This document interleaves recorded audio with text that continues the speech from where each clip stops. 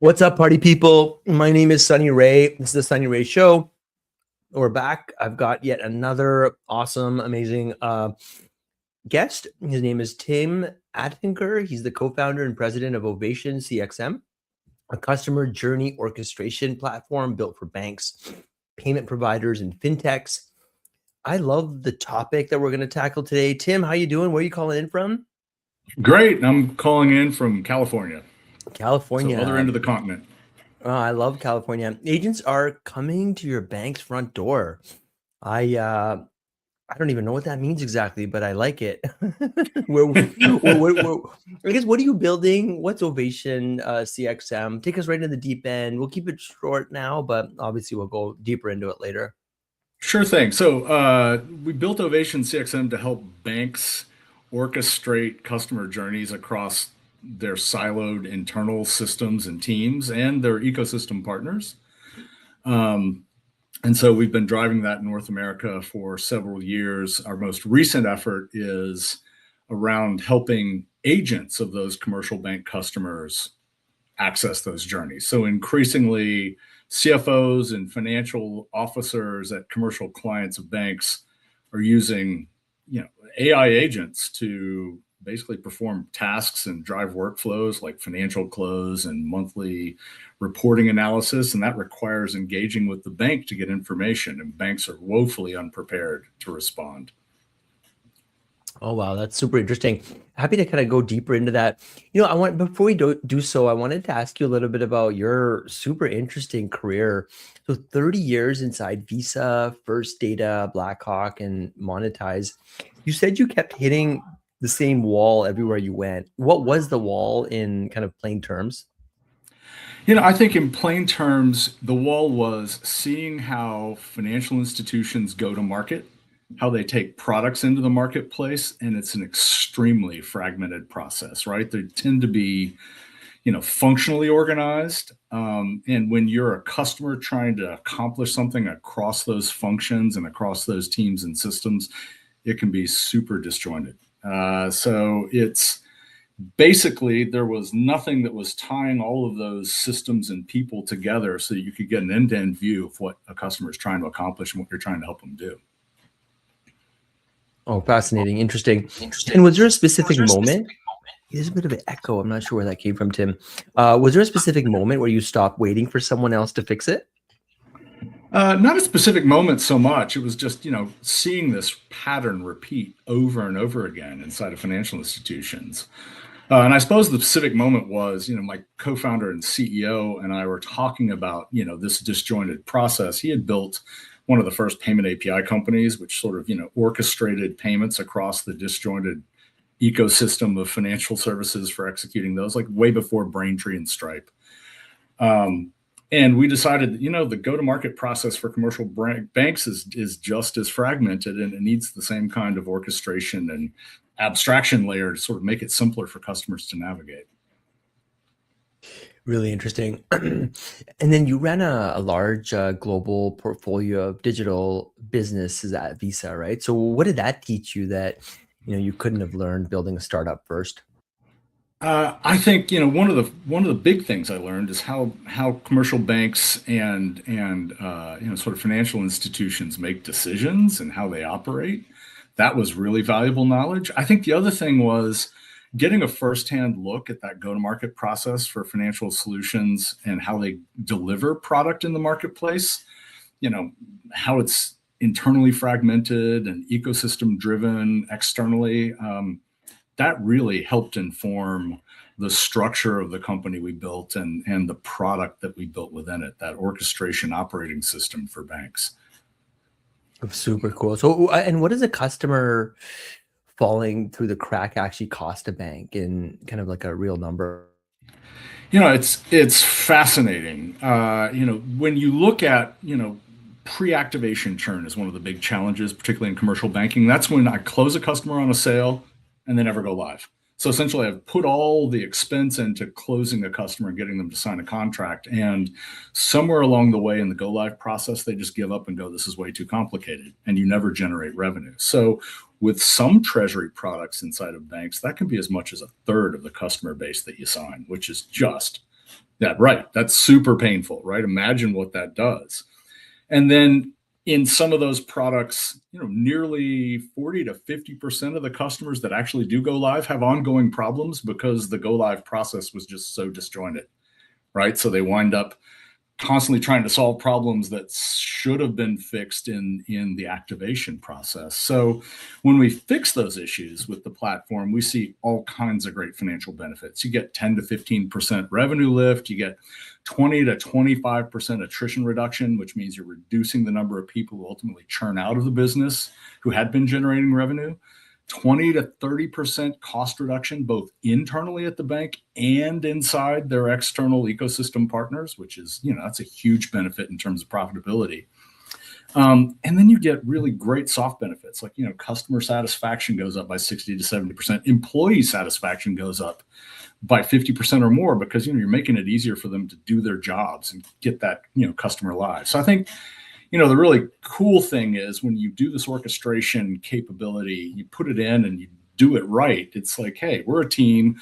What play are we running? Who's got the ball? Who's got next? Right? It makes it easier to win when everybody's aware of, sort of what everyone else is doing, and you can see where the customer is in the process. I'm so impressed with your just your knowledge base and how like passionate you are about your business. It's comes through. That's really interesting. Everyone says handoffs are broken. Like why is it so hard to fix that that it needed a company? Well, it's interesting, right? It's not necessarily a technology problem, but a lot of organizations try to solve it with, a technology. And what they tend to do is say, okay, we're going to pick one of the fragmented systems and make that the place everyone else migrates to, which doesn't work for everyone else in the organization, right? So, each team lives in a system, lives in a structure, lives in a process. And the best way to cut across them all is not to force everyone into a single one of those, but instead to say, spend all your time in the solution set that you always have spent your time in. What we're going to do is tie all of you together in an orchestration capability that allows you to work inside, the things you're familiar with and do the job that you're familiar with, but you get visibility into what everyone else is doing. And you get context, which is really the critical item, right? So you don't just sort of like something hits your desk and then you shuttle it out. You actually see where it goes next and what the dependencies are. Wow. And what did you get wrong in kind of the first few years of Ovation CXM? I think one of the things that took us a little bit of time to realize was just how powerful our platform could be in the hand of bank clients.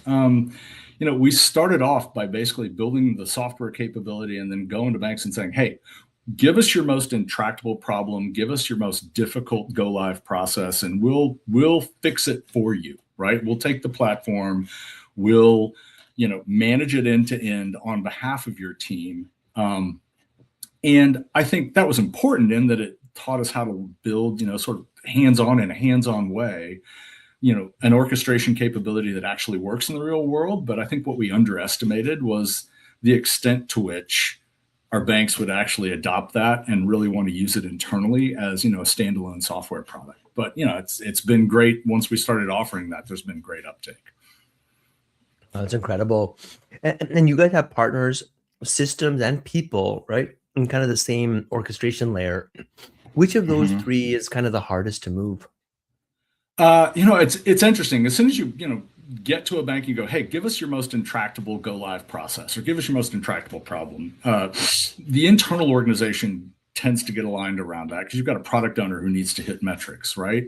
And then it's a second order difficulty to get their ecosystem partners to then connect up to that capability so that, externally they can see, hey, when I hand this off to this third party, I know what they're doing, and then they hand it back, right? Because that's a level of visibility that those vendors haven't provided in the past. But when you look at it from the concept of the bank says, look, this is our common customer, and frankly, I own the revenue for this, and you're driving something on my behalf. I need you to make this connection. It just tends to be a more time intensive process getting them connected. Now, we've done a lot to make that easier, right? We've built a lot of sort of pre-configured connectors into most of the systems that those organizations live in, but it's a conversation and it takes some time to get them around. Yeah, I get that. Cool. So can you define ATCL for someone who's never heard of the term? Like what is it? What is it the front door to? Right. So if you think of ATCL as agentic transaction control layer, so it's a fancy way of saying, hey, I'm going to govern who shows up at the front door. How do I know that they're permissioned to do certain things? How do I track what they're doing? And how can I report on their activities? And if need be, turn off access, right? So essentially, it is, so you sort of think about how you permission human beings to come into a bank system and give them permissions to access certain systems and take certain actions. It's the equivalent of that for AI agents who are tied to those humans. Got it. Interesting. Cool. And can you walk me through like client authorizes, agent executes, bank governs, like what actually happens at each step? So the client, so this thing about this, like I'm the CFO at a large corporate or a mid-market commercial client of a bank, I'm going to authorize an AI agent to access the bank on my behalf because I've got, things that I'm automating internally that I need that AI agent to be able to go get from the bank. The agent then executes under that authorization within the bounds of what I've said they're allowed to do. And then the bank, importantly, can govern the whole interaction. They can see the permission sets. They can build guardrails around what permissions a client is allowed to give an AI agent or not. They can track it, audit and report on it, which is really important. And as I said before, they can suspend access if things seem like they're going sideways. Got it. And really interesting. And where did the 72% come from? And what did the other kind of like 28% say they were afraid of? Right. So we conducted a survey of over 500 financial officers across a range of commercial clients in the U.S., all the way from corporate down to sort of small business. And 72% of them said, "Hey, I'm on board with allowing an AI agent to operate at a bank on my behalf." As a matter of fact, a lot of them, over 50%, are already using AI agents internally. So that was a real eye opener. It's like that age is already here. Commercial bank clients are already using AI agents, and the question is, Wow. are banks ready to accept it? The other 28% who said, hey, they weren't ready to allow that had concerns around, fraud, security, permissions, and audit trails, which again, sort of this solution ATCL that we're driving the marketplace today helps to solve. Oh, well, good for you. That's like it seems like such a massive opportunity. So what's running in production today versus what's still kind of like a roadmap slide? So we have, our ATCL capability, again, agentic transaction control layer that sits at the front end of bank systems is it's already a production environment. So it is a live capability within our platform as a module, and we're launching a bank pilot sometime in the next several weeks on that solution. So we're not disclosing customer specific deployments as of yet, but it's a production environment that is not a roadmap capability. It's actually live. And when an agent does the wrong thing with, let's say, someone's money, who's liable? And does the current regulatory framework even have an answer? Well, and that's a really hard question, and there are a lot of unsolved questions in the industry right now around that. We think one of the most straightforward ways to tie a regulatory framework to AI agent activity is to tie it to the same permissions you're providing to a user. Because when you think about it, AI agents are essentially just going to be automated avatars of a human client, right? So essentially you say, okay, fine, I'm going to give the permissions to this avatar that match to what I would give the human client. And we've built sort of governance and audit capability into our ATCL platform to help banks do precisely that, to essentially tightly manage access, control, oversight to the same permissions that they provided to the human users who on whose behalf those agents are acting. Got it. And what does a bank have to believe before it turns this on? Well, I think, banks need to understand the urgency with this. I mean, agentic banking is already here. I mean, you can open up any news feed and look at the accounting software providers to major corporates like the Oracles and SAPs and, even mid-market Intuit, Acumatica, and the rest. They are delivering all kinds of automated workflow capabilities to their clients. And again, those are financial automated workflows that require an engagement with a bank. And if I'm a CFO or controller, I'm not going to check out of a 15-stage workflow process that I've automated to go do an in-person inquiry for balances because I'm trying to do a monthly close, right? So customers are already using this. They've already said they're coming at banks. In fact, in many cases, they're already giving their credentials to automated agents and the banks aren't even aware of it. So we think it's important that banks get in front of this. We see it as a natural evolution, the same way that, e-commerce and then online banking turned into mobile banking. This is just another evolutionary step in that process. Yeah, 100% agree. Hey, why does a bank buy the control layer from you instead of, let's say, building it themselves?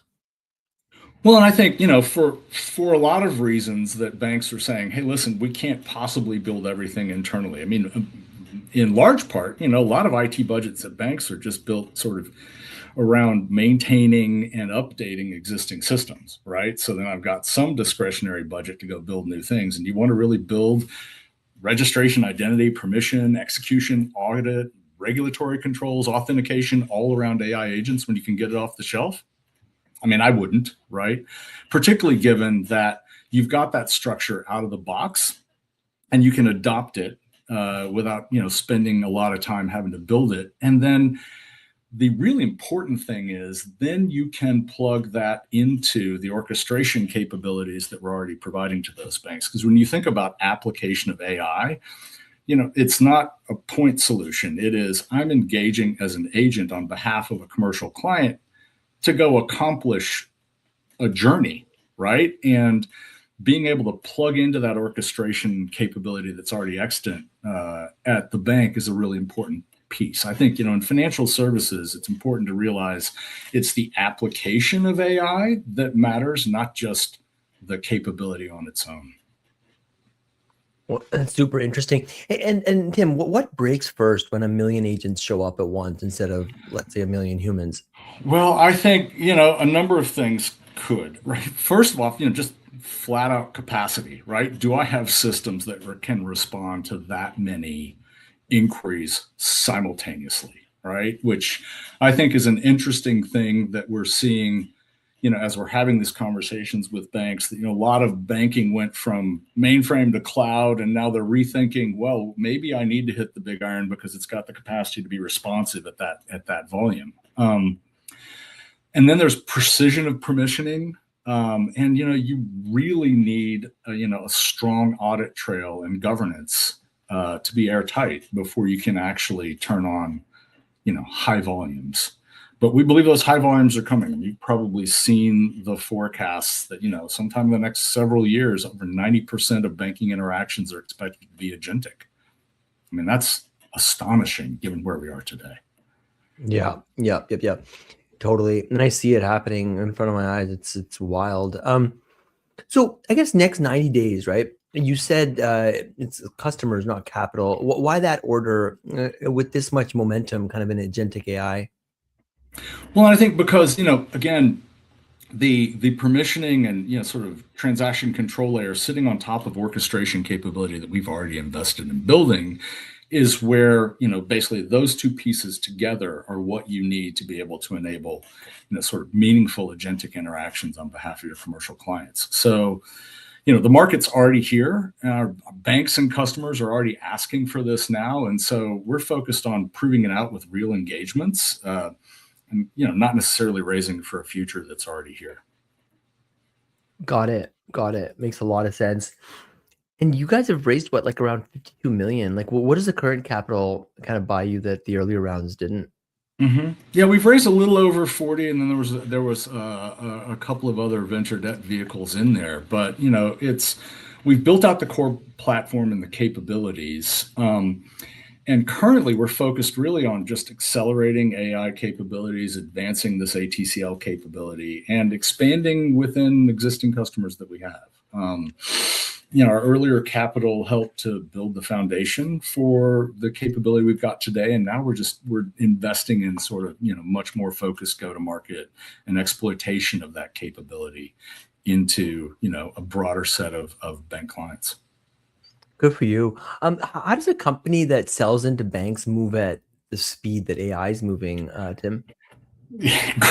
Great question, right? Because banks aren't necessarily known for rapid speed, right? So I think that the thing you've got to do is stay disciplined about structure, right? You've got, sort of AI is moving at the speed of innovation, and banks move at the speed of trust and regulatory compliance, right? So that's why we've really focused on building, a governed foundation layer and an orchestration capability for the application of those AI agents into a banking environment that creates the safety and soundness of activity within the bank, that gives, the internal risk and compliance folks and external regulators confidence that, as they turn on AI capabilities on behalf of clients, that they're going to be well governed and managed.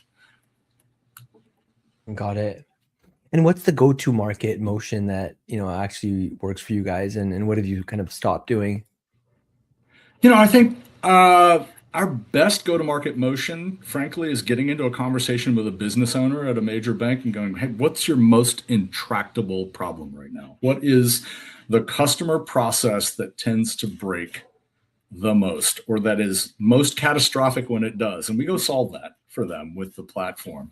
And that drives measurable value in a very short amount of time. And then from there, it's, okay, great. There's network effects inside the bank and with their ecosystem partners. Every one of your partners we connect to is more valuable to everybody else that's connected to that partner. And every incremental team inside your organization that uses this platform to manage journeys is more valuable to the rest of the teams that are already in there.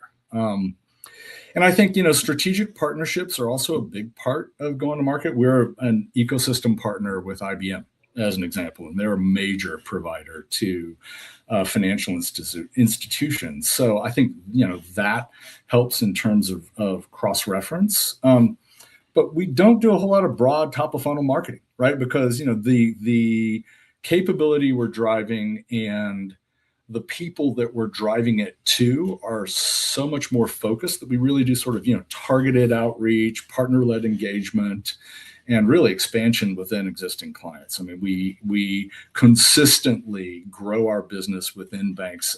Once we've proven the value with one business line, we get more. And then 5 years out, does the customer journey still have humans in it, or is it agents kind of talking to agents with people setting policy? I think it's more of the latter, right? I mean, you sort of look at the, sort of what folks think the natural evolution of AI will be. And right now it's sort of, AI is helping humans. And then at some point it becomes, AI and humans sort of working hand in hand. And then I think you get to a point where, it's humans overseeing the actions of AI agents just because of the leverage it creates internally, both for, commercial clients and for banks. That, you just get, a lot of virtual employees doing a heck of a lot of work on behalf of, people who are overseeing it. So I think, we think, most banking transactions will become agentic in the near to medium term. And the fascinating thing is, most banks are focused on testing internal AI use cases, right? They're not thinking about, oh, well, what do I do when the customer comes at me with an AI agent and wants to use that to execute an action with me or to manage a journey? And so, that blind spot we're helping to solve, and we really see it as, a new banking channel. And help me maybe land the plane with this one, Tim. What's the thing that you believe about the future of banking that most of your peers would argue with? That statement that I think, that most banking transactions will become agentic. Particularly, it's going to start on the commercial side.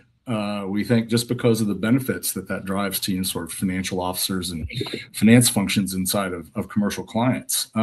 Customers are going to bring their own agents to banks and to financial services and payments companies. And, and banks will need to provide agents internally to sort of serve and transact and facilitate those customers. And I think in that context, there will be, some third-party providers of digital-first, AI agent-first services to banks, and it changes the basis of competition. Banks can either get out in front of it and start providing for, an on-ramp or a front door that manages those AI agents that clients are bringing to their door, or, other businesses will fill that gap.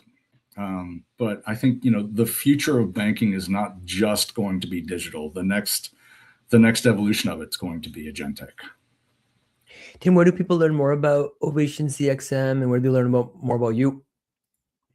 For Ovation CXM, it's just ovationcxm.com, right? That's our website, and you can read all about our core orchestration capabilities. We've got some more examples of sort of client use cases. And places where this application has been super useful, business results, user stories, as well as information about how you can get engaged with this agentic transaction control layer capability that we've delivered to the marketplace to sort of manage this wave of AI agents that's coming at you. This has been one of my favorite interviews, man. This in a couple of weeks. Thank you so much. I really, really appreciate it. I learned a lot. I think you're working on something that's just ginormous.